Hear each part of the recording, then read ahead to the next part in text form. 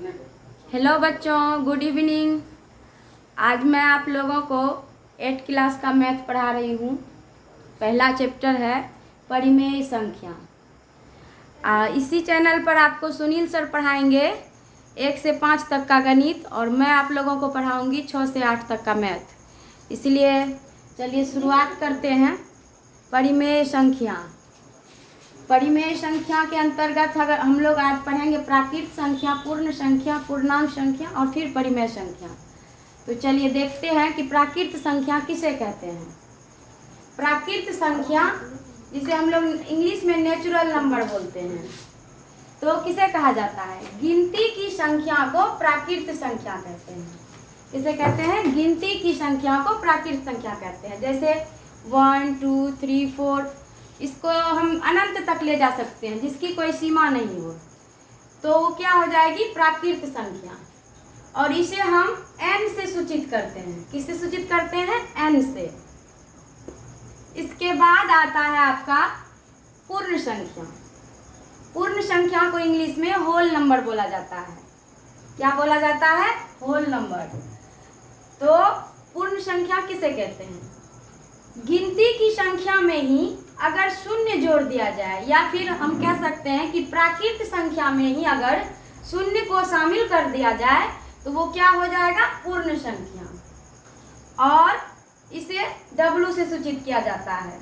जैसे इसका एग्जाम्पल देख लीजिए कि गिनती की संख्या है 1 2 3 4, इसे हम शून्य, ये इसमें शून्य को शामिल कर दिए शुरुआत में 1 2 3 4, इसे भी हम अनंत तक ले जा सकते हैं।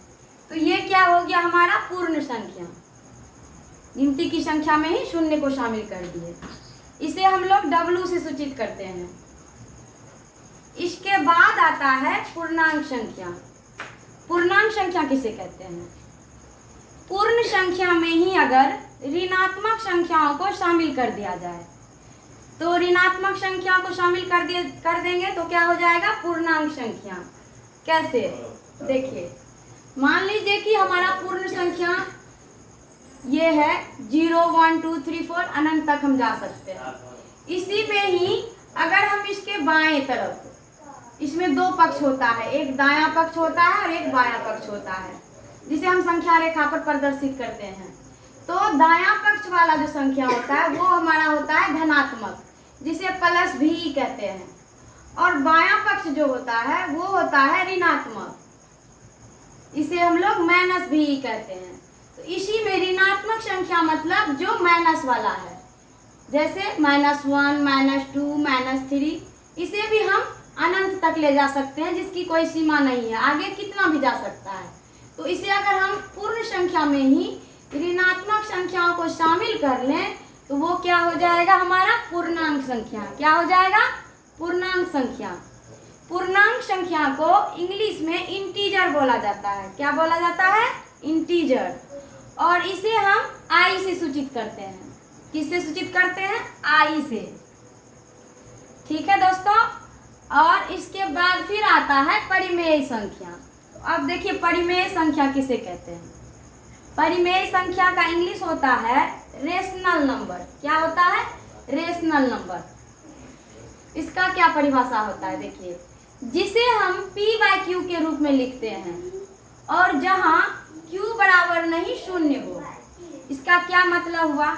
मान लीजिए एग्जाम्पल में हम संख्या लेते हैं 2/5, तो यहाँ p बराबर कितना हो गया? p बराबर 2 हो गया और q बराबर 5 हो गया।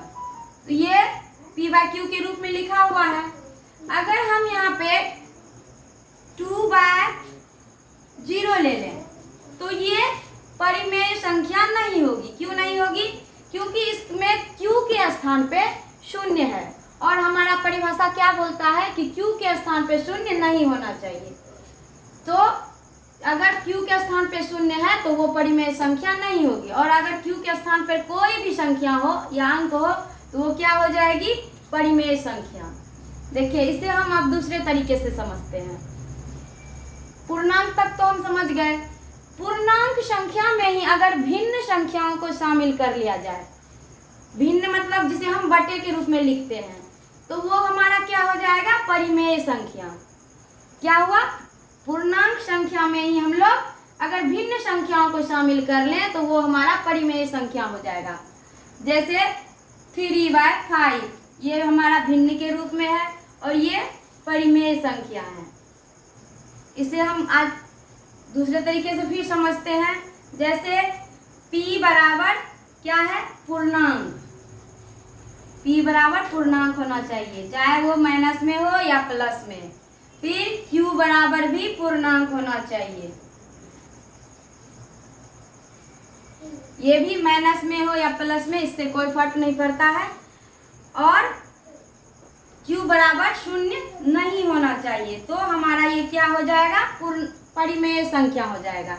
जैसे मान लीजिए -4/7 है, तो ये भी हमारा एक परिमेय संख्या है। क्या है, परिमेय संख्या है। क्यों, क्योंकि -4 जो है वो भी पूर्णांक है। या फिर हम 2/-3 लेते हैं, तो ये भी हमारा परिमेय संख्या है। क्यों, क्योंकि -3 q के स्थान पर -3 है, जो कि -3 भी एक पूर्णांक है। तो हम क्या समझे कि p/q के रूप में जो लिखा हुआ हो और q बराबर 0 नहीं हो तो उसे हम परिमेय संख्या कहते हैं, जिसे इंग्लिश में रेशनल नंबर बोला जाता है। और इसे हम r से सूचित करते हैं। किससे सूचित करते हैं दोस्तों, r से। तो आज के वीडियो में हम लोगों ने प्राकृत संख्या समझा। गिनती की संख्या को प्राकृत संख्या कहते हैं, जिसे हम n से सूचित करते हैं। पूर्ण संख्या के बारे में समझा। गिनती की संख्या में अगर 0 को जोड़ दिया जाए तो वो पूर्ण संख्या हो जाएगी, इसे हम w से सूचित करते हैं। फिर होता है पूर्णांक संख्या। पूर्ण संख्या में ही अगर ऋणात्मक संख्याओं को शामिल कर लिया जाए तो वो पूर्णांक संख्या हो जाएगी, जिसे हम i से सूचित करते हैं। और फिर परिमेय संख्या, पूर्णांक संख्या में ही अगर भिन्न को शामिल कर लिया जाए तो वो परिमेय संख्या हो जाती है, और जिसे हम r से सूचित करते हैं। तो इतना हम लोगों ने आज सीखा। तो थैंक यू बच्चों, आज के वीडियो में हम लोगों ने इतना कुछ सीखा है। मिलते हैं अगले वीडियो में। अगर हमारा वीडियो आप लोगों को पसंद आए तो हमारे वीडियो को लाइक करें और हमारे चैनल को सब्सक्राइब करें। धन्यवाद।